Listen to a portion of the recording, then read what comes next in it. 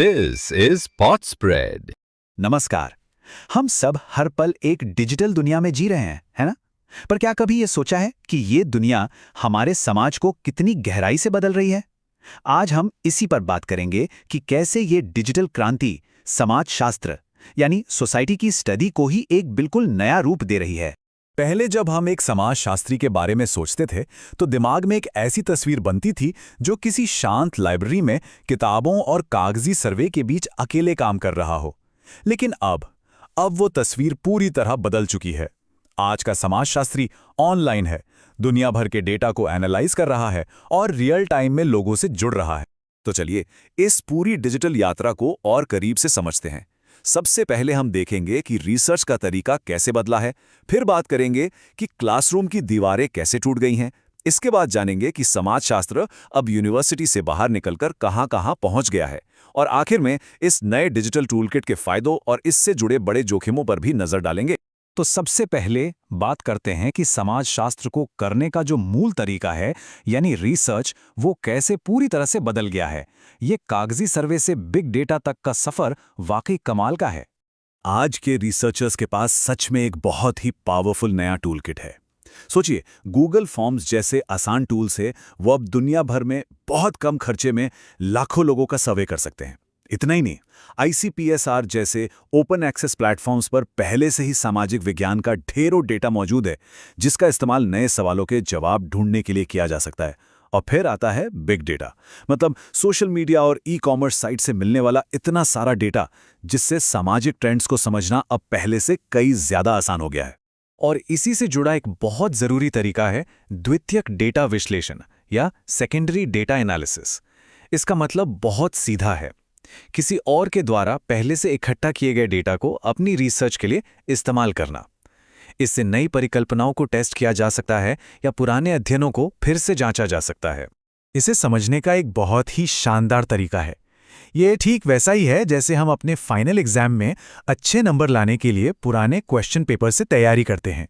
Data पहले से मौजूद है, बस हमें उससे नए पैटर्न और जवाब खोजने हैं। चलिए रिसर्च की इसी नई दुनिया में थोड़ा और आगे बढ़ते हैं। खासतौर पे बात करते हैं एकेडमिक ट्विटर की, जो आज दुनिया भर के विद्वानों के लिए बातचीत और जानकारी साझा करने के एक बहुत बड़ा सेंटर बन गया है। तो अकादमिक ट्विटर पर होता क्या है?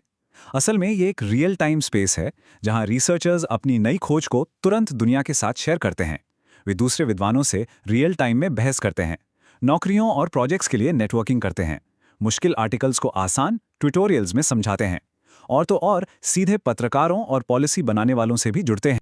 इसे बहुत अच्छे से समझाया गया है कि अकादमिक ट्विटर एक तरह का ग्लोबल ऑफिस आवर है, मतलब एक ऐसी जगह जहां वो अनौपचारिक लेकिन बहुत जरूरी चर्चाएं और बहसें होती हैं, जो पहले शायद कभी संभव ही नहीं थीं।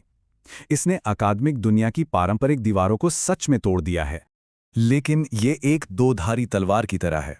एक तरफ जहां जानकारी यानी सिग्नल बहुत तेजी से फैलती है और उसकी पहुंच बढ़ती है, वहीं दूसरी तरफ नॉइज यानी शोर भी बहुत है।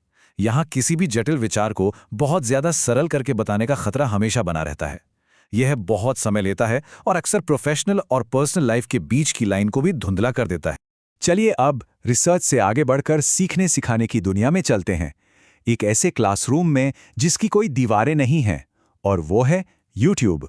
यहां एक बहुत बड़ा सवाल उठता है, कोई जेंट्रिफिकेशन जैसा मुश्किल सामाजिक सिद्धांत जो ये बताता है कि कैसे एक इलाके में अमीर लोगों के आने से गरीब लोग विस्थापित हो जाते हैं, इसे हर किसी के लिए समझना आसान कैसे बनाया जाए।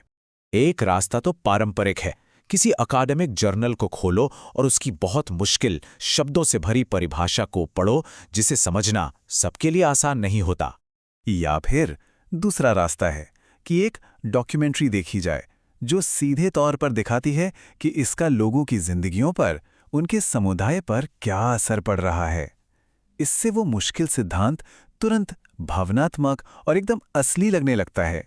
तो यहाँ सबसे जरूरी बात यह है कि YouTube सीखने में एक बहुत शक्तिशाली मददगार की भूमिका निभाता है। ये एनिमेशन और विजुअल्स से मुश्किल सिद्धांतों को आसान बनाता है। डॉक्यूमेंट्रीज और न्यूज़ क्लिप्स के जरिए असल दुनिया के उदाहरण देता है। ये हमें बड़े बड़े समाजशास्त्रियों के इंटरव्यू तक पहुंचाता है और एग्जाम की तैयारी में भी मदद करता है। अच्छा, तो रिसर्च और क्लासरूम के अलावा समाज शास्त्र पर बातचीत अब आम लोगों के लिए ज़्यादा आसान और सुलभ जगहों पर भी हो रही है, जैसे कि पॉडकास्ट्स और ब्लॉग्स की दुनिया में। पॉडकास्ट और ब्लॉग्स अकादमिक दुनिया और आम जनता के बीच एक पुल की तरह काम कर रहे हैं। जैसा कि इस लिस्ट में देख सकते हैं, न्यू बुक्स इन सोशियोलॉजी जैसे पॉडकास्ट में नई किताबों पर गहरी चर्चा होती है, तो वहीं एवरीडे सोशियोलॉजी ब्लॉग जैसे ब्लॉग रोजमर्रा की घटनाओं को समाजशास्त्र के नजरिए से देखते हैं। ये सब मिलकर सामाजिक विज्ञान को सबके लिए सुलभ बना रहे हैं। तो ये जो डिजिटल क्रांति है, ये समाजशास्त्र के लिए बहुत ही शानदार अवसर लेकर आई है, लेकिन इसके साथ कुछ बहुत गंभीर जोखिम और जिम्मेदारियां भी जुड़ी हुई हैं। सबसे बड़ी चुनौतियां क्या हैं? पहली है क्वालिटी कंट्रोल, क्योंकि ज़्यादातर ऑनलाइन कंटेंट बिना किसी पीयर रिव्यू के होता है। दूसरी है पूर्वाग्रह और इको चैम्बर, मतलब ऐसे जगहें जहां हम सिर्फ वही सुनते हैं जो हम सुनना चाहते हैं। फिर है इन्फॉर्मेशन ओवरलोड, यानी जानकारी का सैलाब, और अक्सर ज़्यादा लोगों तक पहुंचाने के लिए गहरे विचारों को बहुत सतही बना दिया जाता है। और सबसे बढ़कर डेटा प्राइवेसी जैसी नैतिक चिंताएं तो हैं ही। तो हमने देखा कि कैसे डिजिटल युग समाजशास्त्र को बदल रहा है, उसे ज्यादा कनेक्टेड और ज्यादा सुलभ बना रहा है। लेकिन ये सब हमें एक बहुत ही जरूरी और अंतिम सवाल पर लाकर छोड़ देता है। जब जानकारी इतनी आसानी से और इतनी तेजी से फैल सकती है, तो समाजशास्त्रीय ज्ञान को गहरा, सटीक, नैतिक और भरोसेमंद बनाए रखने के लिए क्या करना होगा? इस पर सोचना बहुत जरूरी है।